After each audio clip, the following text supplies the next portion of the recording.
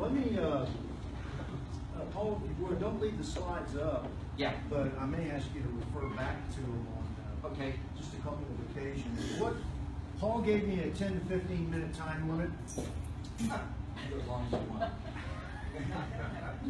I'm like, how am I going to? I had it today. I don't know if you know it. Daughters of American Revolution are running Constitution Camp over at the Langdon Center, and they asked me to come in and speak. And so I'm sitting there talking to 4th and 5th graders, and I'm like, you know what? But I've already had about a 40-minute discussion today on the Constitution with folks, so I am more than willing and ready to have a rigorous conversation with y'all. Let me do just a couple of things. First, let me thank Paul. Look, the legislative process, I use a military wartime analogy. You know, Pearl Harbor got bombed yesterday. Hitler declared war on us today. I want to be in Berlin tomorrow. That's not how it works. And the legislative process takes time too. To get in Berlin, I got to get through the Ruhr. To get through the Ruhr, I got to cross the Rhine. Across the Rhine, I got to get through the Benelux. To get through the Benelux, I got to get through the French hedgerow. To get to the French hedgerow, I got to do Normandy. To get to Normandy, I've got to lager in England. But before I can even put troops in England to lager to get ready for the invasion, I got to win the Battle of Atlanta. I've just described for you 4.5 years to win the European theater of World War II. That doesn't mean it's going to take us 4 years to win this fight. It took us 4 legislative sessions to get campus carry. The 80-yard Hail Mary bomb at the end of the football game is sexy. Really exciting. The walk-off grand slam in the bottom of the ninth. How often does it occur? Rarely. The team that wins is the one that gets first downs, singles, stolen bases. My favorite, the hit by pitch, followed by the charge to the mound. And then the bench clearing brawl, and then they get back to the game. But the point is that this is Paul's right. I do my best to read everything, analyze, and I'm going to describe for you just a little bit of the history using some a little bit of military analysis, if I may. There are 3 levels of critical thinking. There's strategic. Most people, when they say strategy, really mean tactics. There's the strategic end state, and I'm talking here 2011, when I first came into the legislative session. There's also the operational art, the operational level, which is resourcing, time, money, labor, any resource that you have to allocate to accomplish. And then you have the tactical level of operations, which is tactics, techniques, and procedures. So in the legislative process, my end state is to pass a bill.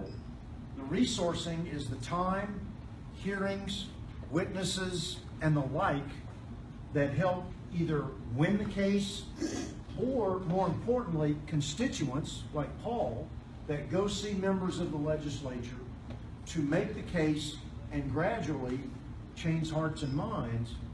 And that's really where I'm at, because at the tactics, techniques, and procedures level, that's where you're dealing with rules, votes, you know, majorities, minorities, you know, motions on the floor, all the things. The legislative process is designed not to pass bills, but to kill them. There are more hurdles you have to get through to pass something. It's far easier to kill something than it is to pass it. In 2011, knowing that Article 5 was how we amend the Constitution, and Paul's slides were very accurate, it's just simply the difference between the Congress sending the amendments to the states and the states coming up with them is just the origination of the amendment. But the rest of the process is the same. But in 2011, we had a bill before us that was a resolution for amendments to the Constitution. I don't think, Paul, it was specifically Convention of States. No, we weren't around yet. But it was something similar to that, where it was going to call for The Eagle Forum folks were, look, I love them, respect them. I profoundly disagree with them now for a lot of different structural reasons. I'll get into those when we get in the Q&A. I might describe some of that already. Point is in 2011, I did not know what the resourcing or the techniques and procedures of a convention were going to be. I knew the end state is what I desired. Balanced budget, control of the judiciary, and reaffirmation of the states having created the federal government to get the monster under control. But the operational and tactical levels were very unclear. In fact, I remember very specifically Senator Ogden, who was from College Station, Bryan area. It's now Senator Schwartner is the senator for that district.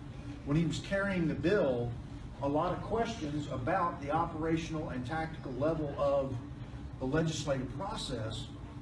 His answers were, I don't know. I don't know how we do this. I don't know. So we clearly had the end state.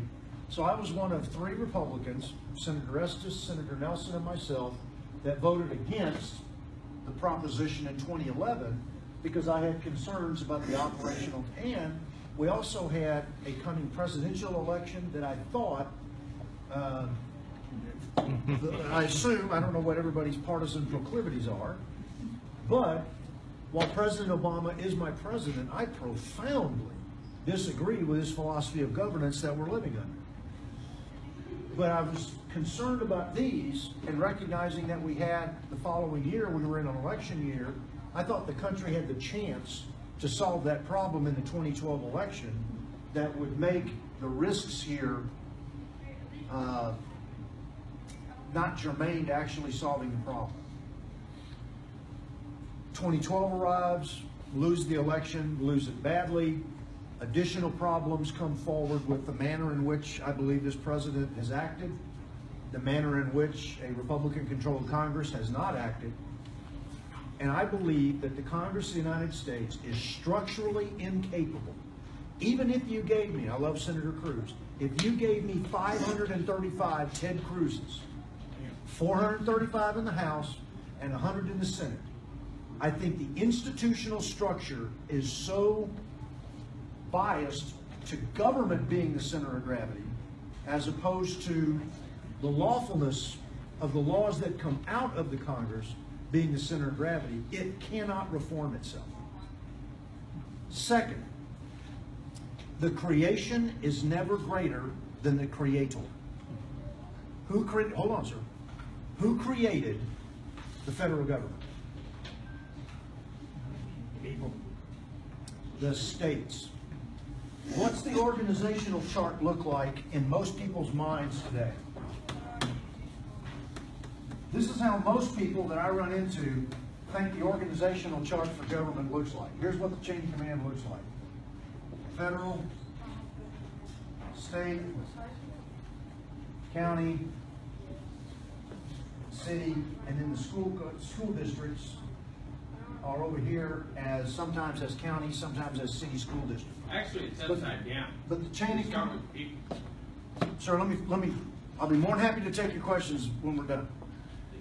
So the chain of command is, okay, the federal government tells the states what to do and treats the states as what? Subcontractors to the federal government. The counties are treated as subcontractors to the state and the city. That's not how the founders intended it. The founders structured it this way. Okay? You have the several states, the original 13, I'll just put here the 13 states that originated. And then you have a dashed line over here to the federal government, and this is its Article 1, Section 8 responsibilities. Then you have the counties and the cities and the ISDs. Why are they this way? Because the states created the federal government and the states chartered the counties, chartered the cities, and chartered the ISDs. So what is the nucleus of how the founders designed our structure of government? The nucleus is the state. And with every state that was, when I made my comments, I think Paul will remember this. when I made my comments at the State Affairs hearing, I talked about how the states created the federal government. There were folks on Facebook that said, Birdwell, you're smoking dope.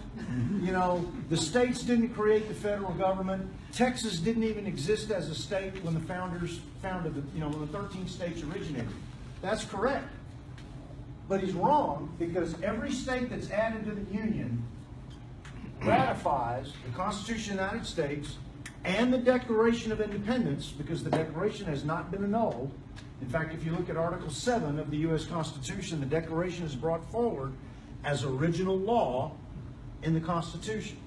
But every state that was added, up now through the 50 states, is just like if you adopt a child and that child is now treated as your heir. Every state that's been added to the Union joins the original 13 in their equality and suffrage before how we function as a government. That's why every state that joined got 2 senators and an enumerated representation in the House of Representatives. So the states are the center of gravity.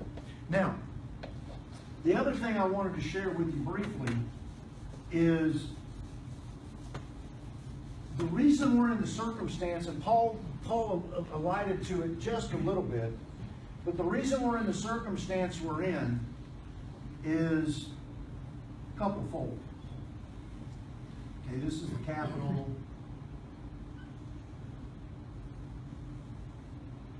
This is the House. I am not an art major. Okay? I spent 20 years in the military, okay? I was not in the construction business. I was in the destruction business. This is the Senate, okay? Prior to the 17th Amendment, the 17th Amendment is the one that changed how senators were chosen to go represent their states. The senators used to be chosen by the respective legislatures. And the people, by direct election, elected their House of Representatives member. So before the 17th Amendment, who was the customer of the House of Representatives? The individual citizens as a collection in their districts.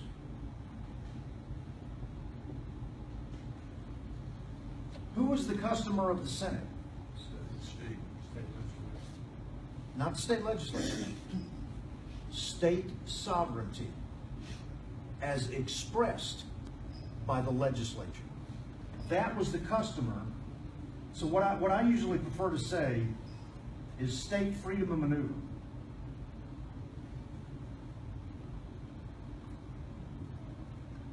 That was the customer as expressed by the legislature. It was a complete fallacy to believe that the folks that are going to come over here and vote for whatever pork the House is going to, this is what I want to be brought home, and then turn around on the same ballot and go, I'm going to vote for this senator because he's going to protect state sovereignty, and say no to everything that I just said yes to in my House member.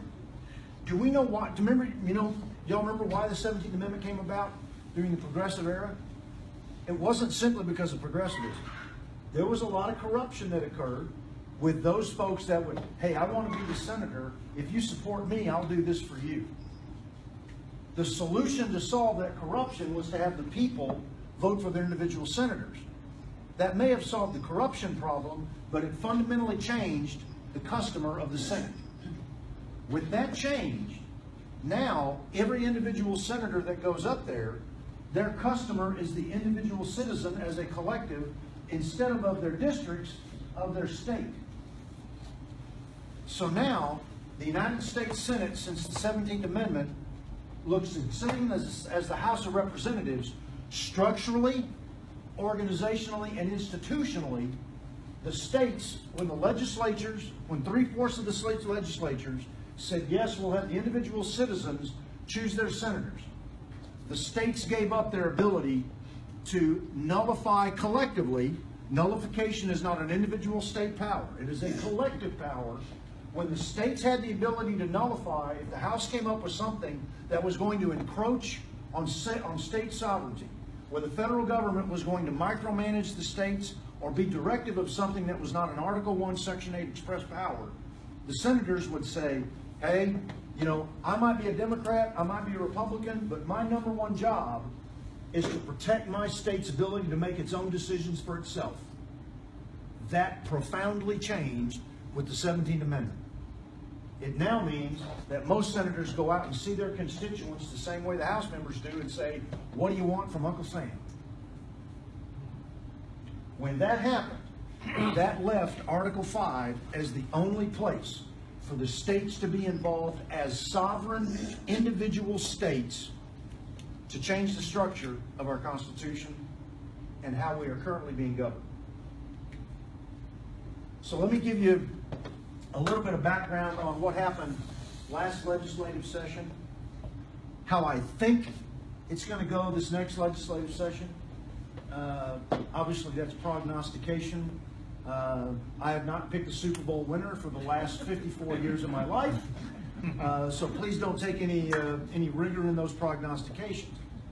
But last session, most of the folks that had been doing the work at what was called the Mount Vernon meetings, where many of the various state legislators were going to meet about how we're going to structure the Convention of the States, what would the rules look like, how would we designate delegations and the like. Those members that were participating in that were overwhelmingly House members. I do not know of any state senator that was involved in that. I did not get to. I was on Sunset. I had a number of other responsibilities and conflicts with the dates that the meetings at Mount Vernon in Virginia were occurring. Therefore, it was Paul Workman, Phil King, Rick Miller. In fact, Representative White also had James White had there were basically three different bills, one by Rick, one by Paul, and one by James, that were, some were different, some were a hybrid. And instead of me trying to file all three of those bills, and it was better to let the House lead, see what they came out with. And I carried a bill that was the bill that was going to designate how we chose our delegates, how we controlled the delegates. It was HB 110 by King. I ran with that bill, and then Paul, as you had mentioned, Paul Betancourt ran with what would eventually come out of the House in mid-May, was the Convention of States. At that point, generally speaking, the legislation that you get before committee in mid-April still has a chance, because the meat of the session is March through April. Getting it to the Senate that late, and that's not derogatory to the House, and whoever's going to watch this, that's not derogatory to the House. But the number of legislative priorities that were occurring, whether it was border security, whether it was reducing the margins tax, there's a number of things that the legislature was dealing with. We tried to get those things through the Senate. We got them very late, very little time, and there are Republicans that oppose this. Now, I don't say that pejoratively of those Republicans, but this is going to be a difficult fight. Most of the Republicans in the caucus on the Senate support this. They're going to be two new. I believe they'll be Republicans. There are two senators that chose not to run for re-election, Senator Frazier, Senator Eltite. I do not know where their replacements, I think those districts are very Republican. Where those two senators, assuming the presumption is that the Republicans would win, I don't know where those two future senators are. So I've still got some work to do in relationship to carrying this. I can help. But whether it's through Paul or in speaking to the governor's team, I'm going to be the guy that carries these bills on the Senate side. Rick's going to carry them on the House side. I believe the operational thought is Rick's going to try to get them through the House side quickly, early on in session. Early on in session means probably mid to late March. I don't want to commit Rick to that, but probably mid to late March. Since they came out of the House the last legislative session, although late, got a better chance of getting them out of the House early, particularly with the governor's emphasis on it. Look, the governor doesn't always get what he wants. But when he steps forward with his firepower,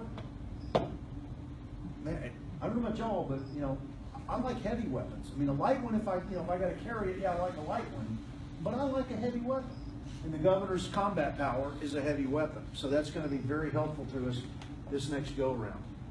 The bottom line is this, and this is how I said it at the State Affairs hearing when we were having the hearing in the committee. Senator Estes, a brother in Christ, love him. We've done a number of things together on Second Amendment related items, sunset with river authorities. There's a number of things that I've agreed with Senator Estes on. But I disagreed with him here because he's very concerned with this, thinks it's dangerous. I think it's more I was where he was in 2011. I think we have a greater danger sitting and doing nothing. I don't want the country to go over the cliff, but I sure as hell don't want to sit on my ass and watch it go over the cliff. This is the last place where the states as sovereign entities get to impose their will upon what the states created, called the federal government. And I'll use one final military analogy that I did in the committee hearing that day.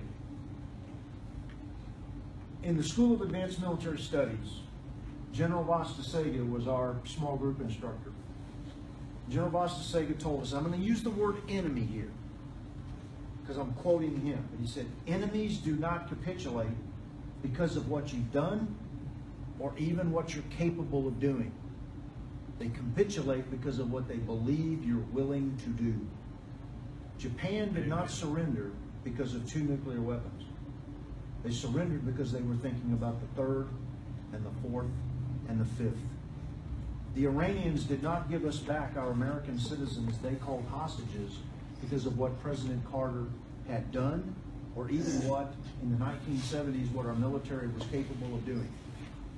They gave them back because of what they believed Ronald Reagan would order be done. There is another reason, so I'll use the term belligerent opponent. I believe the federal government is behaving as a belligerent opponent. There are people inside of it, like Senator Cruz, that I have profound respect for, and would trust him implicitly with adopting or writing some of these amendments that I think we're looking for. That is not a trust that I hold with too many members of the U.S. Congress. The other reason for doing this, it's also proof of principle. Because this has never been done in the lifetime of our nation, and it's usually because as the Article 5 movement grows, the Congress realizes that, if we want to have a hand in actually writing what the amendments say, we ought to write them, vote for them, and send them to the states. The states have never culminated an Article 5 Convention of the States. The states have talked about it, but eventually the Congress catches the clue train and moves out before the proof of principle or the Convention of States actually occurs. I believe as this movement grows and develops, the Congress will try to do that. I believe it is imperative we say, thank you, you had your chance, butt the hell out, we'll see you on the objective, and we're going to tell you how to suck the egg for once, if you don't mind my French. Because not only is it proof of principle, and it's proof of principle because there's a lot of your fellow citizens out there that share those concerns that some members of the legislature share about the unknowns. I think the threat to our nation right now is so profound, and how we govern ourselves is so threatened, and our liberties are so threatened. This is the only recourse to save us from going over the cliff. We've got to educate those citizens, show them how this works, how it can be done responsibly, do it responsibly, and then when it comes time for future amendments, we can tell the Congress of the United States, hey, we got this, we know how to do it, and we're going to do it again on something else. Because ultimately, Governor Abbott was right when he talked about how many people does it take to amend the Constitution. It only takes 5 judges right now. How many times have you heard people say judges are appointed for life? How many of you heard that? Let me read Article 3 to you. The judicial power of the United States shall be vested in one Supreme Court and in such inferior courts as the Congress may from time to time ordain. The judges, both of the Supreme and inferior courts, shall hold their offices during good behavior. If you believe some of the decisions we've gotten in the last several years are good behavior, you need to pee in that cup to see what we're smoking. Well, you know, when I took my oath, I had to learn all this because they Yeah. had that question deal, and it said the Supreme Court is supposed to interpret the Constitution, uphold the Constitution, and just interpret the law, not change it. So why are they trying to change it? Here's why. Well, Article 3, Section 2, it's a pretty long section, but let me read the element that's most important. It says, the judicial power shall extend to all cases in law and equity arising under this Constitution, to all cases affecting ambassadors and other public ministers and consuls, to all cases or admiralty in maritime jurisdiction, to controversies to which the United States shall be a party, to controversies between two or more states, between citizens of different states, between citizens of the same state claiming lands under grants of different states, in all cases affecting ambassadors, other public ministers and consuls, and those in which a state shall be a party, the Supreme Court shall have original jurisdiction. In all other cases before mentioned, the Supreme Court shall have appellate jurisdiction, both as to law and fact, here's the key phrase, with such exceptions and under such regulations as the Congress may make. The Congress of the United States sets the parameters of the judiciary. The problem we have is we have a Congress that won't do that because I'll just speak as a partisan. We have one party that likes judge-made law, and the party that I'm in won't fight judge-made law. That's the reason we're in the mess we're in. For a number of other reasons. Look, I don't mean to stand up here and sound pejorative. The quote I gave you from General Vasta Sega holds. Those folks that stand up and say this is dangerous, we should not use the power that the founders granted us in Article 5 for the states to rein in an out-of-control federal government. With the 17th Amendment in 1911, we gave up that power as states to check the federal government, to be that interposer, to be that nullifier collectively. The folks that talk about nullification as individual states saying we won't do it, that's completely extra-constitutional and not what the founders intended. It was a collective power. Right now, as we are constituted with the 17th Amendment and the people that are running the federal government, whether it's the bureaucracy, the executive branch, judicial, frankly, the Congress, the only check the states have on the creation that they made called the federal government is Article 5. When you tell your enemy you won't fight, you've just told your friends you won't fight. And when you tell your belligerent opponent what you will not do, what weapon system you will not use, you've just told him what your threshold to quit is. Yep. I don't know about y'all, but I ain't a quitter. And I've spent too much blood and treasure, just like you have, my friend, Mr. Marine, those of you that are in the service. And that's why we are where we are. With that, what are your questions? Yes, sir. Go Army, beat Navy. He's wearing the U.S. Navy hat. Are you going to give us a pity win this December? We haven't won in 15 years. Go ahead, sir. Who knows? Yeah, go ahead. Based on what you've told us, and I have a lot better understanding now about the 17th Amendment, which is good. Okay, I'm a little bit surprised that our application doesn't go into that as part of one of the things we want to do. So the question is, yeah. If we have a convention of states, can one of the amendments that come out be a repeal of an amendment we have? I think it could be, but here's when I talked about proof of principle, there are a number of reforms I believe are needed. I agree with many, in fact, there's one I disagreed with. I believe that instead of having 2/3 of the states to overturn a Supreme Court decision, it ought to be 2/3 to ratify a Supreme Court decision. Meaning no Supreme Court decision stands Unless it's unless ratified. 2/3 ratify That's a it, good idea. rather than 2/3 turning it over. It might take longer to turn it over. But the point is this, when you start adding more ornaments to that Christmas tree, one of the problems that I mean, that's, I get, we need. But you get that. We need that, so yeah, we can get it. there's a number of things that I think need reform. In Mark Levin's book, he talks about the sunset process. The state of Texas has that. The federal government ought to have something like that to do the review and analysis of bureaucracies and the like. But here's the challenge we face, and why I think the answer to your question is, let's do the basics first. Let's get the budget done. Let's do that first, because it says the Congress, whenever 2/3 of both houses shall deem it necessary, shall propose amendments to this Constitution, or on the application of the legislatures of 2/3 of the several states, comma, shall call a convention for proposing amendments. So when you take the appositive out, it says the Congress shall call a convention for proposing amendments. The problem is that we've discussed, and I think Paul would bear this out. This is my assessment. Paul may, in his expertise, may slightly disagree. When the state of Texas says we want a convention for balanced budget, term limits, judicial control, and sunset, Montana says we want one for balanced budget. Missouri says balanced budget, judicial term limits. Florida says balanced budget and something else. The Congress goes, they're not uniform. And I understand that. The applications are the same for all states. That's right. So part of the convention of the So that when states, they call it, they're all in agreement. as to that what they way, want. right, when 34 states ratify the resolutions and they all read exactly the same, what excuse will your Congress have to not call that convention? Right.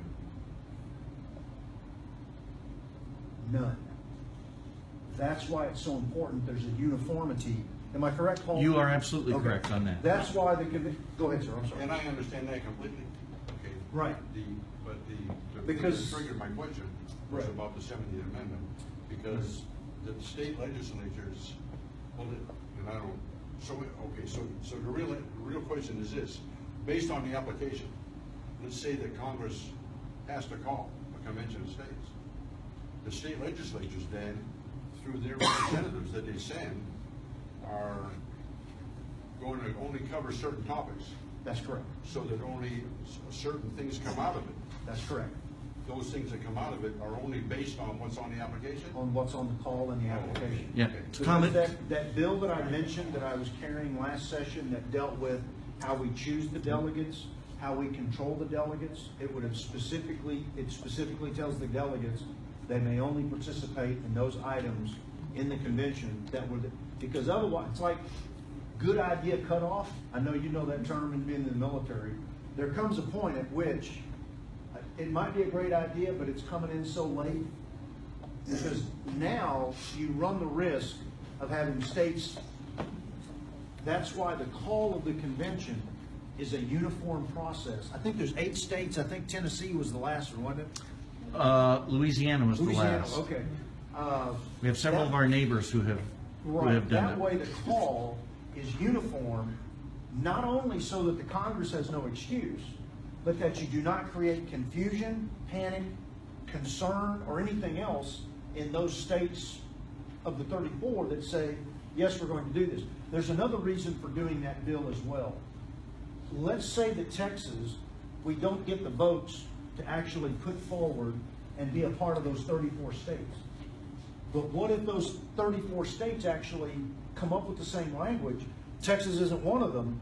Right now, there is no methodology for how we choose our delegates. There's nothing in law that says how. So if 34 other states and the Congress calls the convention, you've now got to, how does the state of Texas participate in this? So that's the reason those bills are separate, because I've got to have a mechanism in law to choose our delegates, even if we're not part of the call. Right. If it's some future date a call occurs that we weren't anticipating, and we've got to have a mechanism that says, how do we choose? How do we control? How do we finance? How do we recall? How do we replace somebody if they die? Well, all those kinds of things have to be thought through. And the other reason to do that separately from the call is usually one of the first, when you do all of it in one bill, or you just try to do the call without how you determine who your delegates are going to be, the bulk of the reason it gets voted down is because there's no mechanism for how you choose the delegates. So my hope is, and I've got to meet with Rick Miller on this as well as Paul Workman, my hope is that they'll send me the delegation bill that determines how we choose our delegates, how we control them, as a separate bill, just like they did last legislative session. We can get that done, and that takes those questions off the table because they've been answered by how we've done that bill. Then it's just simply a matter of the strategic end state, well, the strategic end state of what we're trying to accomplish with the original call. Sure. Yes, sir.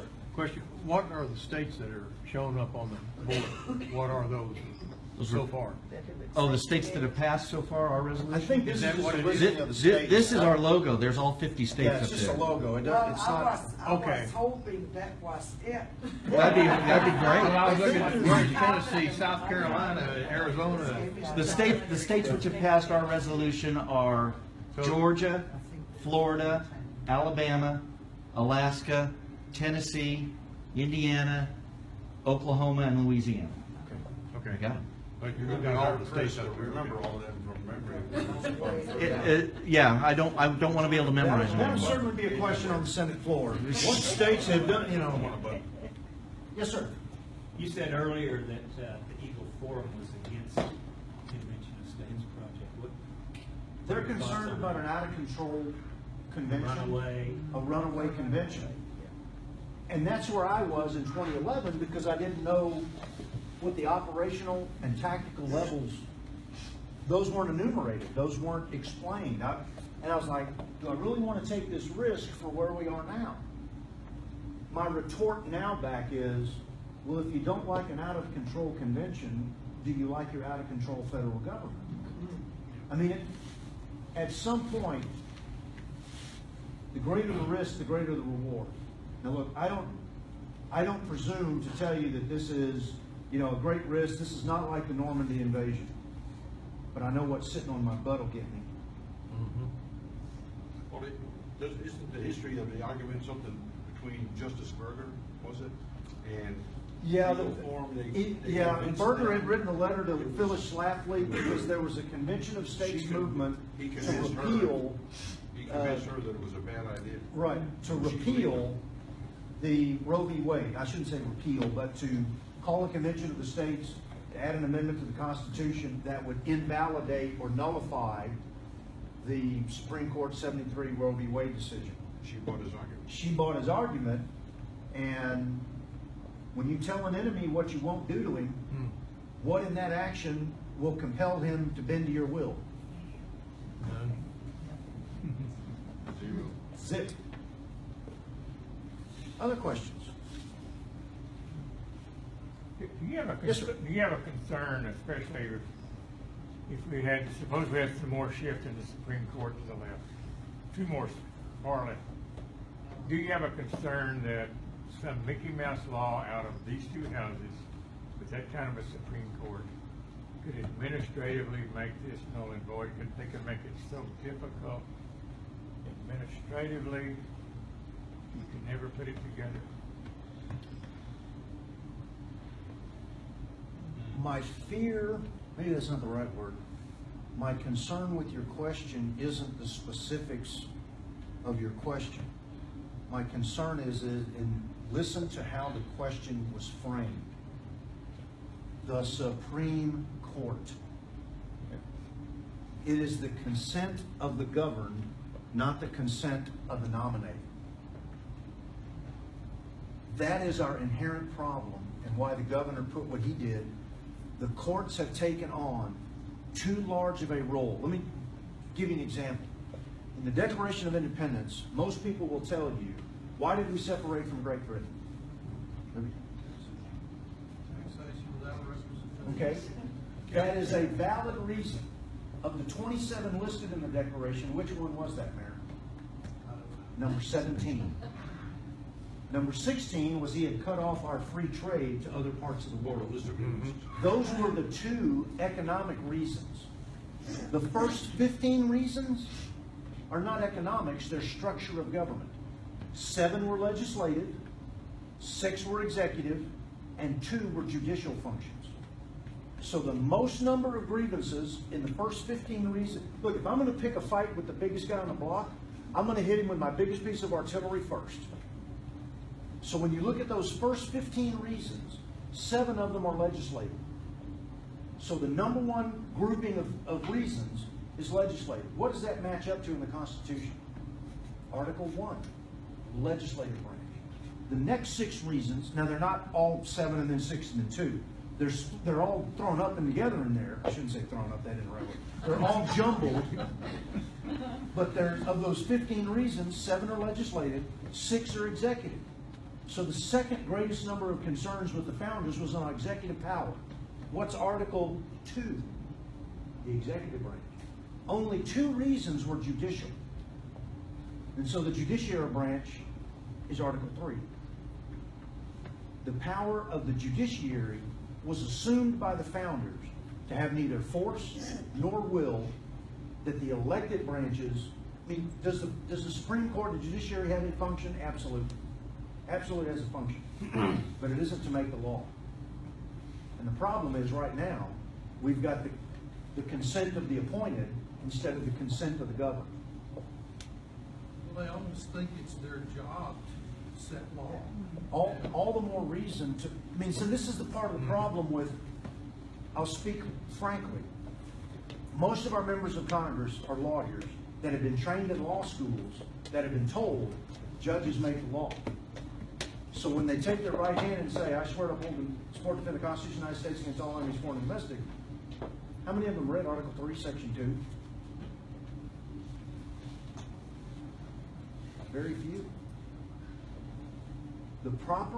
The Supreme Court, using just the etymology of words, supreme is the adjective, court is the noun.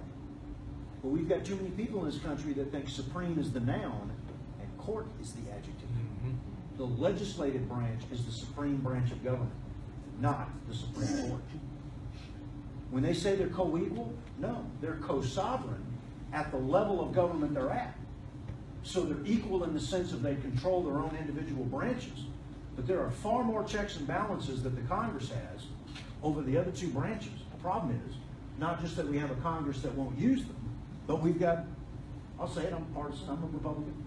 There are Democrats that love the idea the court can say, you know, benefits to illegal aliens, marriage is something that it's not. And we're all supposed to just go, okay, 5 people told us to suck that down. Yep, that works for 315 million people. Yeah. So I hope I don't sound crass, but anyway, yes, sir. Well, you talked about the Supreme Court a while ago and the judges, and you said not for life. That's with correct. things. What's the steps then if you determine, who determines whether that particular judge or judges are not doing proper judicial rulings? What's the next step? I'll go back and read it because I've got a dozen copies of the Constitutions at home. I'm giving all my grandkids copies of the Constitution. But what's the step of getting rid of those judges? There's a couple of different methods. Obviously, the greatest sanction is impeachment.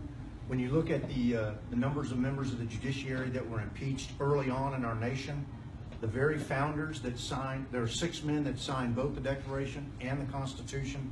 James Wilson, one of the first original justices placed on the Supreme Court by President Washington, is the father of American jurisprudence, and in a number of places spoke about whether it was judicial high-handedness, cursing from the bench, numbers of public drunkenness, numbers of things. Impeachment is a very difficult sanction, given its thresholds and the partisanship nature of it now, where we've got, I mean, you know, again, I don't want to be partisan, but my gosh, you know, we may have a nominee from one of the major parties that's distributed national secrets. You know Yeah. what would happen to me if I was a nuclear weapons Yeah. officer and I did that? Yep. I would be Yeah. sharing a cell with a guy named Bubba for the rest of my life in my board. Yeah. Okay? Now, And they even have But- a guy that says he hacked it. yeah, but remember, the only court that is constitutional in its direct creation is the Supreme Court. Every other inferior court is a creation of the Congress of the United States. So the Congress could do it's completely constitutional to do this. It wouldn't happen because of just the difficulty of the votes. It would not take a supermajority. It wouldn't take a 2/3 in each body. But you could say, okay, Ninth Circuit, because your decisions are so irrational, we are now going to vacate and eliminate the Ninth Circuit, break up its entire jurisdiction, and create the 14th, 15th, and 16th appellate jurisdictions. And you don't have to impeach them, but those judges are gone. Thank you for your interest in jurisprudence, you're fired. It's not an impeachment process, but it's the establishment and the elimination of inferior tribunals. The Congress has that authority to do that. Or it could say, we're going to keep the Ninth in place, but we're going to make its only jurisdiction is the building that it occupies, and we're going to create 5 other jurisdictions, a third of California, Right. It could do that. It could leave that court in place, but give it only jurisdiction of cases that originate in its building. Yeah. Because that way you wouldn't get the insanity like we got, last week when they said, you don't have the right to keep and bear arms. Yeah. I mean, it's Mind-boggling. It's mind-boggling. Yeah. I don't know what they don't understand about will not infringe. I mean, let's put it this way. You remember back in, I think it was 2000, when the Ninth Circuit said, under God in the Pledge of Allegiance is unconstitutional. Now, the Supreme Court overturned that. What was the Congress's response when that happened? You remember what it was? The members of Congress went to the east side of the Capitol, which faces the Supreme Court, and they all said the Pledge of Allegiance in very loud voices toward the Supreme Court. I bet you those dudes were just trembling at the thought of Congress saying the Pledge of Allegiance. Now, you take one of those, you take that night circus and you hang them. I mean that figuratively, not literally. And you eliminate the Ninth Circuit by a congressional action. If you want to be taken serious, you act serious. Yeah. Whether it's war, whether it's legislation, or anything else. And that's why we're doing this. Because damn it, this is serious times. There are serious liberties at stake. And I don't want to sit on my butt and tell my grandchildren how great the country used to be. Yeah. How did we get to the situation where Congress is there forever? I mean, as long as we. I'm not a fan of term limits because it ultimately means I'm telling you who you can and can't have. Now,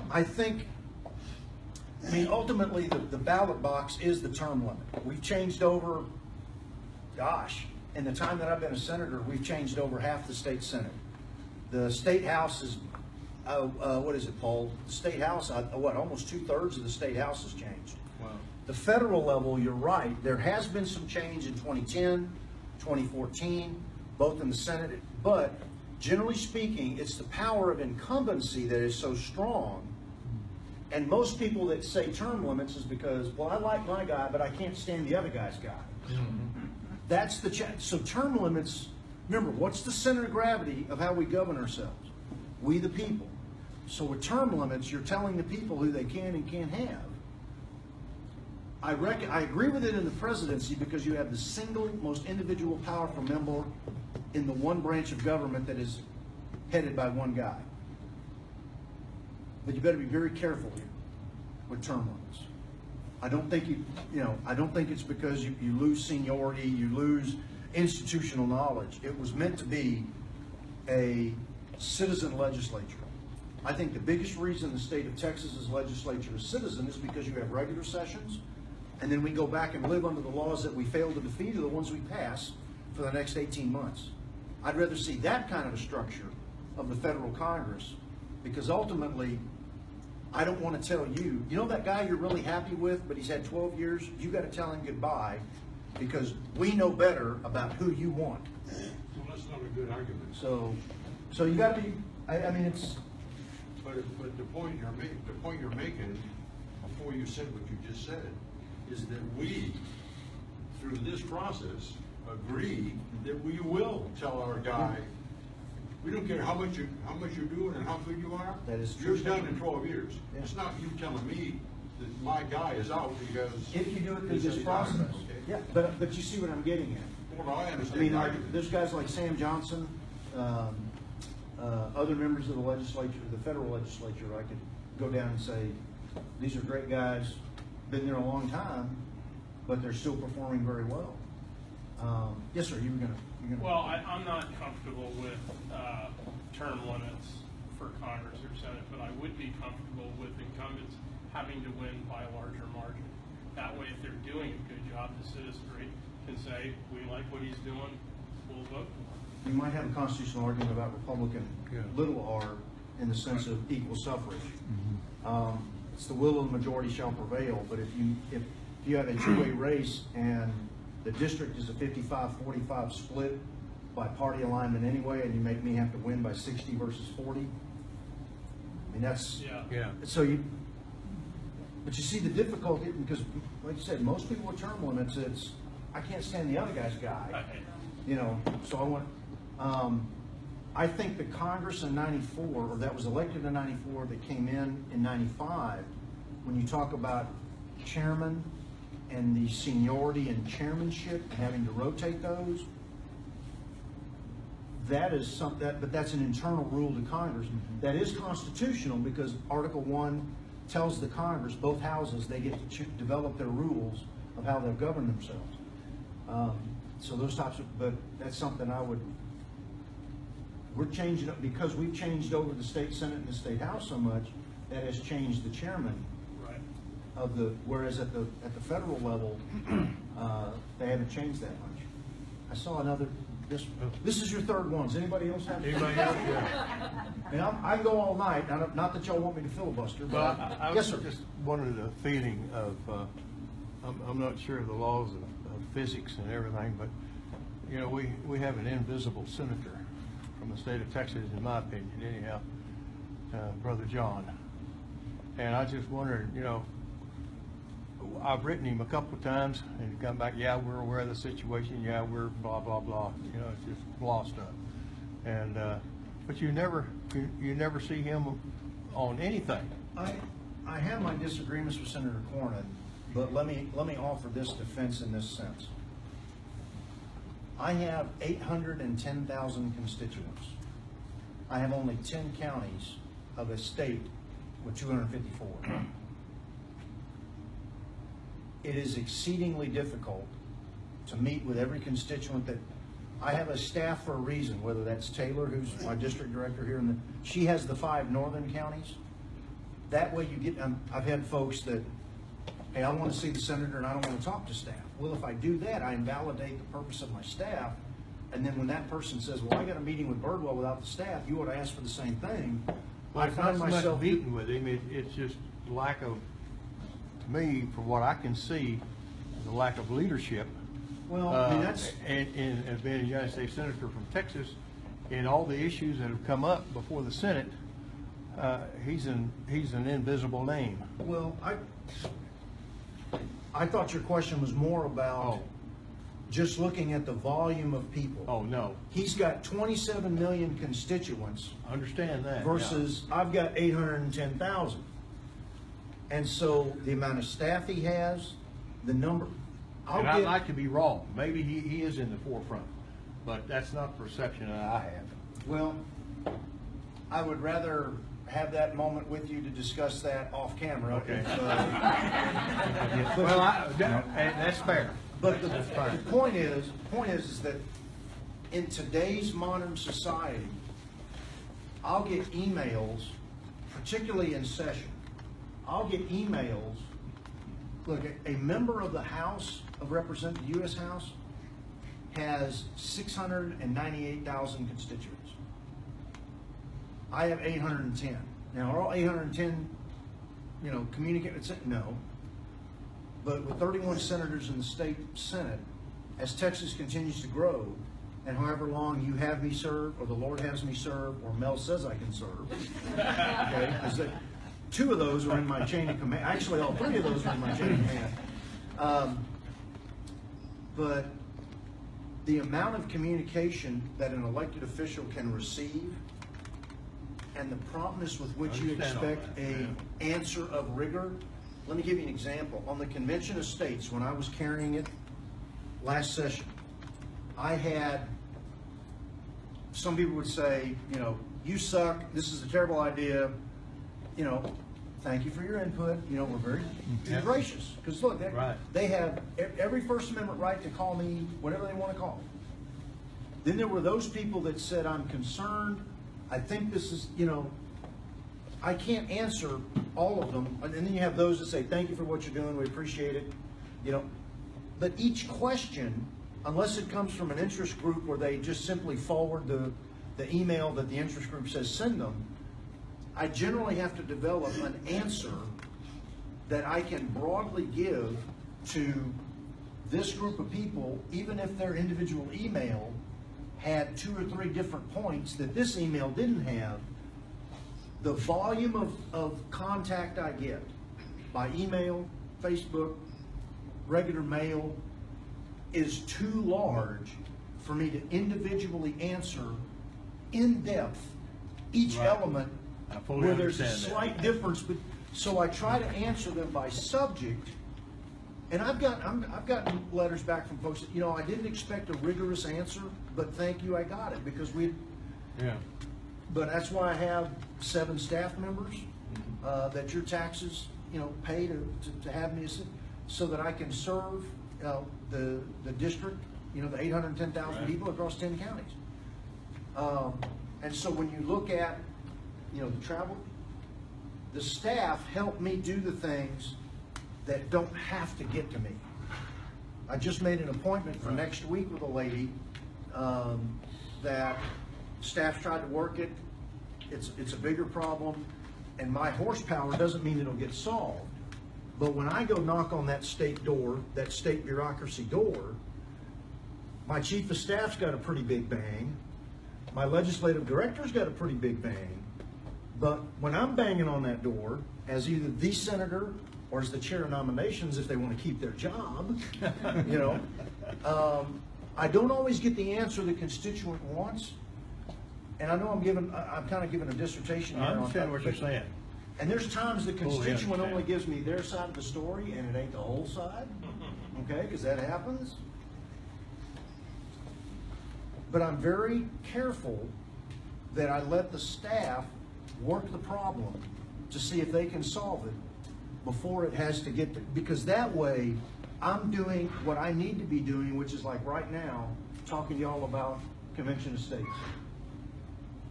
And I didn't mean this as a distraction. No, not at all. Not at all. But it's a great, because look, these are the best town halls. Not the ones that you call and see everybody show up and come throw a tomato at me. I mean, some of my best town halls are in the milk section over at the Walmart, particularly when the lake was dry. But I mean, I won't go into all that, but yes, ma'am.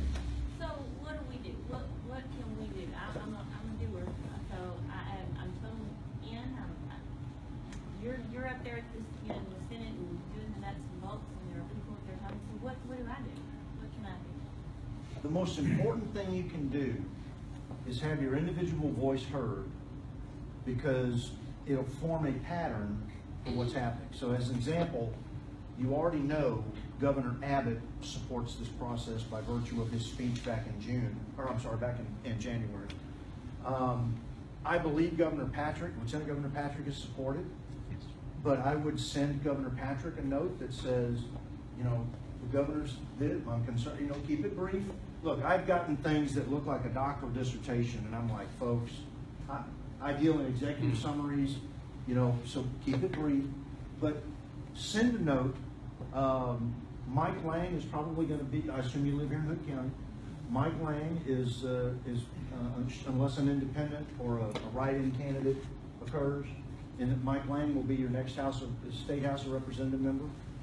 You can send something to him at the campaign website, because he's not won the general and hasn't been sworn in. Won't that, assuming he wins that, pending something other than, him winning, he won't be sworn in until January. And then by the time he gets his official mail and establishes the office, that may take some time. Well, he's already on board with this. I'm sure he is, but it's good to let him know you think. So, and do the same thing. Do the same thing with Governor Patrick. Tell the governor, thank you for what. So let folks know. Because look, I get a lot of mail. I mean, in government, Mayor will back me up on this. We're the complaint department. I get complaints about federal stuff. I get complaints about city and county stuff that I'm like, I'm not the right guy. You need to go see your county commissioner, or you really appreciate it when you get a letter that you didn't have to take the time to do and say, thank you for doing what you did. I mean, Mayor, because You don't get many of those. you don't get many of them. I mean, I'm not saying you got to pat him, but keep it brief. Let your state officials know. I don't know that there's any utility in telling the federal guys, in this case, either Mike Conaway here in Hood County or Senator Cruz, Senator Cornyn, because the Convention of the States is designed to set aside the federal guys and say, you have your chance, thank you, go peel potatoes or something, but we're gonna deal with this. And I say that collectively. Like I said, there are individual members of Congress that I would trust, but that's not a trust I share across a lot of them. It's only a few. So, yes, sir. I guess personally, state and federal level, with the absence of term limits, there are so many. On day one, their whole effort is to get more votes next year than this year. And they don't worry about what is right and wrong for our nation. They worry about how can you handle that? May I respectfully disagree? You mean you don't think those people are out there? They're out there, but I don't take personal offense at your comment. It's an easy thought to have without knowing the folks that are serving. I have profound disagreement on various issues with many colleagues, House, Senate. Profound agreement on not everything in the state breaks in a partisan like it does in Washington, Democrats, Republicans, and it's always a constant fight. Our nation was built on one whale of a fight, and ain't nothing wrong with a good fight. But there are a good many people. I put forward a bill last session that dealt with the benefits to veterans' children, because the state is so overly generous. To get a free 4-year college education for your child, you only have to put on the uniform for 181 days. That is driving tuition rates through the roof at our state universities, because you've got all these folks showing up going, and there's no expiration date on it. So like right now, as the veteran himself, if I went and pursued a law degree at Texas A&M Law School up in Fort Worth, the state of Texas, i.e. you, the taxpayer, would be borne to bear that cost, or the cost gets borne by the other students that aren't Hazelwood beneficiaries. The hardest thing I've ever done in my life is lay in that emergency room, lay in that burn ICU bed 6 days after September 11th, wrapped like a mummy, and tell my son goodbye. I've done some other harder things, whether it's the First Gulf War, Battle of 73 Easting, which only had a very small, but it was the largest tank battle since World War II. The hardest thing I've ever politically done is to try to save that program, make the reforms necessary to it that would be financially sustainable. I had veterans organizations of which I'm a life member call me worse than a Taliban. The governor of the state of Texas calls me at nearly midnight and says, Brian, I'm seeing what's on Facebook. I got your back. There are people out there that will love to just simply castigate you for whatever reason. And they have every First Amendment right to do that. It doesn't make them correct. So don't assume that corporately everybody sucks, because the product you're getting sucks. I don't. Whether it's me or other good people. I had all 30 other senators support my sunset review of river authorities. I had the entire Republican caucus and some Democrats on campus carry. I am working to affirm and expand the rights of Texans. I think I'm one of those good guys. But if you ever think I'm wrong, don't be afraid to tell me. There are people that I profoundly disagree with, but there are a lot of good people in government that you don't necessarily know they're good because you don't see them. And there's some that, you know, what in the hell are you doing here? So I don't think you're, if you were the typical politician, I never would have said what I just said. You're not. You're not. Thank you, sir. No. No, because I enjoy what I do. I mean, there are certainly things about it I don't enjoy, but even those people that I oppose on a particular policy issue, I certainly respect them, even if I profoundly disagree with their view on something, because their element of the people of the state of Texas that elected them to be there, I don't show respect to that member because that member's a member. I show them that respect because 810,000 other Texans said that's who they wanted sitting in that seat. That's the biggest pet peeve of mine, is when I hear people, you know, somebody's going to leave office, like Senator Frazier from down in Marble Falls. Horseshoe Bay actually is where he lives, but whenever, you know, he decided, I'm not going to run for re-election, and the media will say, so-and-so's running for Senator Frazier's seat. I'm like, that's not Senator Frazier's seat. That seat belongs to the people of Senate District 24. They decide whose butt sits in it. From a practical perspective, I've said the same thing. The difference is one is subordinate to the people and one is subordinate to the member. Which one's the right attitude? Other questions? I know I've gone long here, but I'm... Well, I got one more. Yes, sir. Now, does the Navy get an extra question? Yeah, we do. Okay. Yes, sir. Well, it could be the last one. This is my last one. Yeah. Let's assume that we have all the petitions in by 34 to 40 states, okay? And they're all in agreement as far as the petitions go, applications. Right. And the Congress receives them all. And the Constitution says now the Congress has to call for a convention. Yeah, it says shall, not may, shall. So what? They still don't. At That's that what kind of point- government we have now. At that They point, decide what they're going to decide, and if they decide not to call one, they won't. So what? Then what? well, then that's where, remember I told you that the Declaration is original law? Okay. Hold on a second. I might have to go the long way around the barn here, but I got the answer for you. In Article 7, it says, done in convention by the unanimous consent of this is Article 7 of the U.S. Constitution, present of the states present the 17th day of September in the year of our Lord 1787, and of the independence of the United States of America in the 12th. That phrase brings, because remember, at the time the Constitution is not ratified, but adopted by the Congress to send to the states, the 12th anniversary of the Declaration of Independence has occurred. The 13th anniversary is a few months away. That's why it says in the 12th year of the United States of America. That is what brings forward the Declaration as original law as part of our Constitution. The Declaration says, let me go to the Declaration real quick.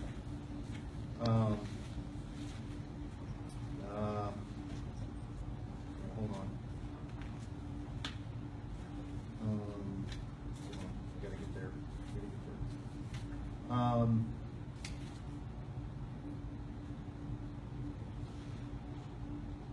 But when a long train of abuses and usurpations, pursuing invariably the same object, evinces a design to reduce them under absolute despotism, it is their right, it is their duty to throw off such government and to provide new guards for their future security. That sentence will apply to the Congress of the United States if they fail to shall. I hope I never see that day.